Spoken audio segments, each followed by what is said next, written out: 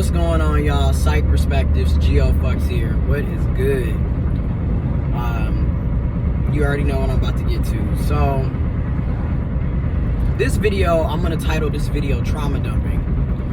And I think a lot of us, including myself, we all, including myself, really need to be conscientious that we're not trauma dumping on people.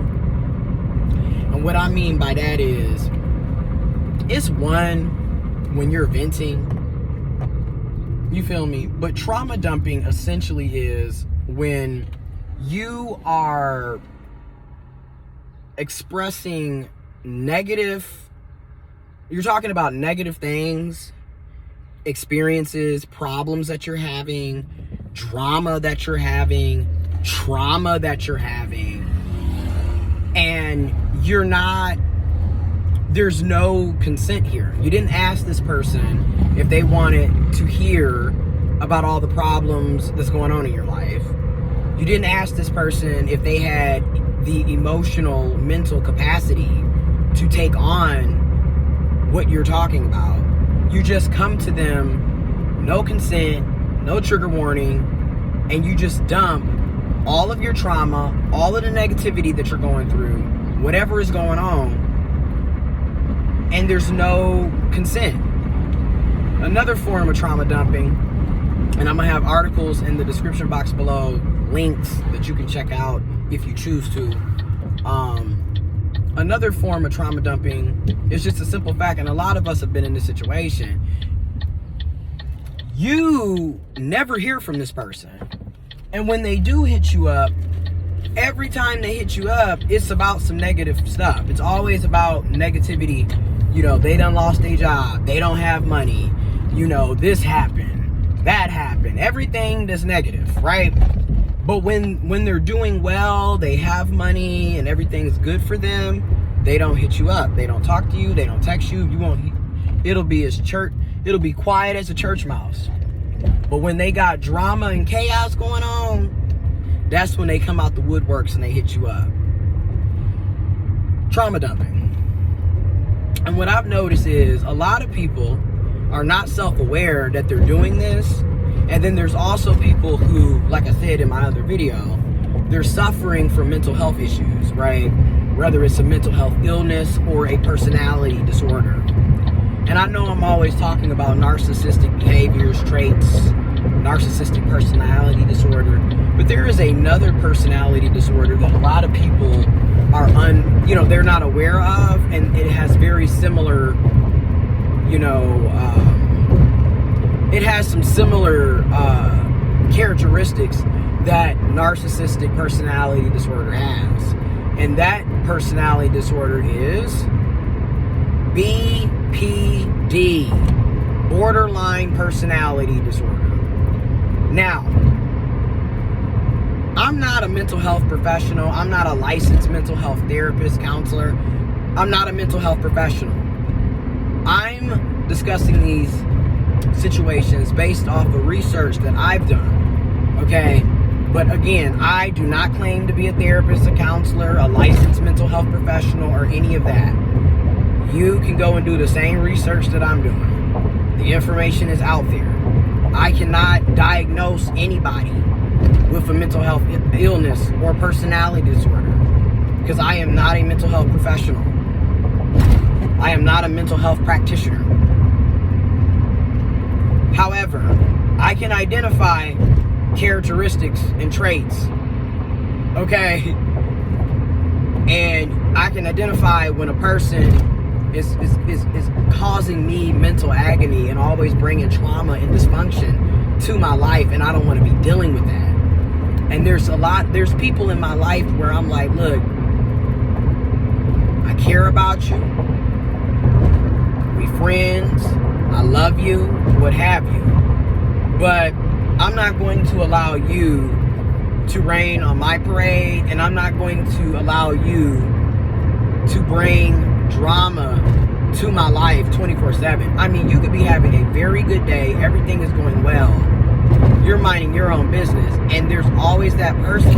I mean, it's not even a hi, how you're doing, what's going on, None of that. They just come right off the gate with trauma and drama and toxicity and dysfunction.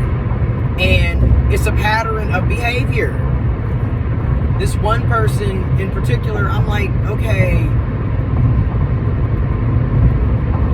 And don't get me wrong, right? It's hard out here for all of us. The economy is shit. Okay?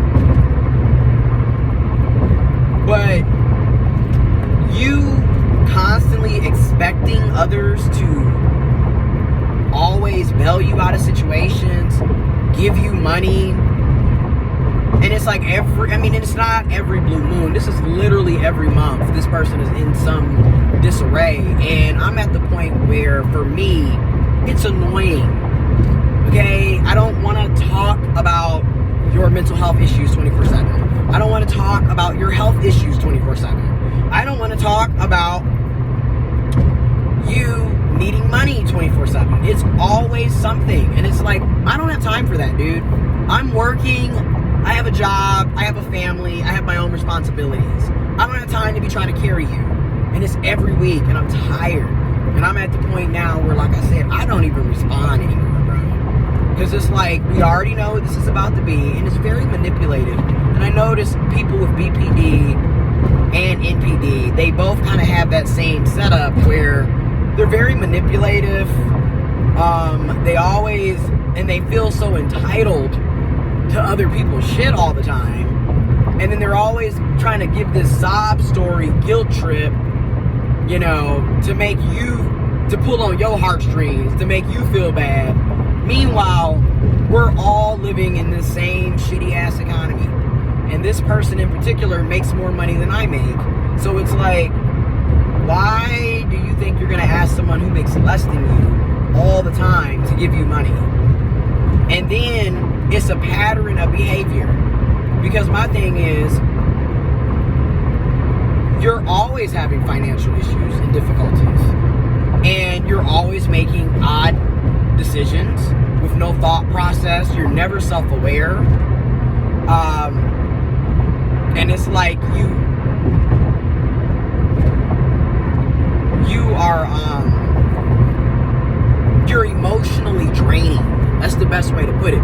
I get so overwhelmed and just stressed out whenever I get a text message from this person. Because it's like, you already know it's going to be a sob story. They're going to be needing money. You already know it's going to be, you know what I mean? And you already know what this is about. And it's every day. And I'm just at the point where it's like, dude, I don't have time for this. Okay? And don't you think it's odd? Because I'm almost positive that you do this with everybody, and this is why people leave. This is why people distance themselves from you.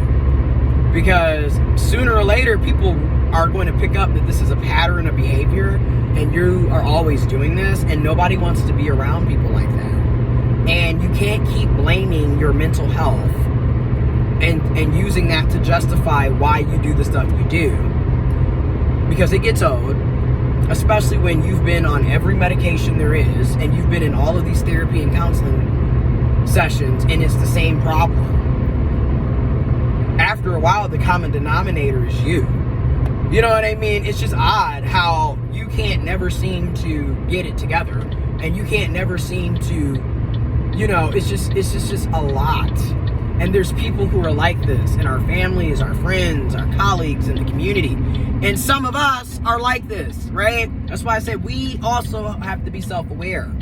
We also have to check in and make sure that, hey, I personally check in and make sure that I'm not trauma dumping on people. Let me ask, do you have the mental capacity for me to even bring this up and talk and discuss with you? Let me give you a trigger warning, a pre-warning about what's going on. And then, just me personally, I hit you up when I'm feeling great, when I'm doing well, when I have money. I check in. I'm not only talking to you when I'm going through hell and trauma and destruction. I'm not only talking to you when I'm broke and I need assistance. Because a lot of people are like that, and they are not self-aware, like, this is the behavior that you're doing. But that's just it. It's not your job to make them self-aware. If it's becoming too much for you, and it's causing you a lot of animosity and issues, and you're stressed out, and it's a negative, it's negatively impacting you, you have every right to distance yourself from that person and to put up boundaries. Because a lot of times that's the problem. You have to have very strong boundaries with people who have narcissistic personality disorder, with people who have with people who have borderline personality disorder. Shoot, you need to have strong boundaries in general dealing with people. Okay? Because people will push, poke, and prod. People will take advantage if they can. People will use you if they can. And you got to realize, a lot of people who have these issues, they've lived their entire lives doing this. So this is nothing new. You know what I mean? A lot of times they've been allowed to get away with doing this for quite some time. No one's ever really holding them accountable for the things that they're saying and doing. And that's why they continue to do it.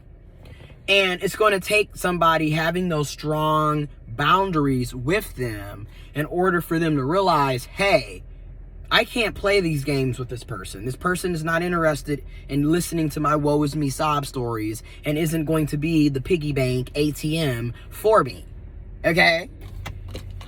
And it's unfortunate that it's like that. And I don't want to downplay personality disorders because, again, when you look at personality disorders, when you look at mental health issues, a lot of it is stemming from trauma. Okay? It's stemming from trauma and adverse childhood experiences, traumatic childhoods. And then also it's hereditary, it's genetic. But it's a nice section of trauma. So I'm not trying to downplay what they're going through, but I'm not interested in being your emotional punching bag. I'm not interested in being your ATM piggy bank. And quite frankly, I don't want to listen to woe is me shit all day. I got my own life and responsibilities, and I don't have time for that. I'm working on my own mental health, and I do not have time for that. And again, this individual has therapists, counselors, etc. Go talk to them. Okay? Because again, I'm almost positive now, this is why everybody has distanced themselves from this individual, because they're tired of listening to the same shit. They're tired of always having to be giving you money and listening to the same thing over and over and over again, and you're just never self-aware, and that's unfortunate. But you're going to continue to lose friends and family members and associates because people are not interested in doing this. And I'm a firm believer, thank goodness, on this self-care journey I've been on for nearly 4 years, and for the healthcare and the mental health and the therapists and the counsel sessions, I'm a firm believer. You cannot ignore patterns of behaviors because that is who they are. Okay? They're going to continue. I mean, this person, like I said, year after year, it's the same thing. Every time they hit you up, it's the same thing. It gets old. And it's unfortunate because it's like, they don't see that it gets old. They think they can continue this, but that's just it. They've been allowed to do it for their entire lives. No one's ever held them accountable. No one's ever checked them. So they're going to continue to do this with everybody until they end up alone.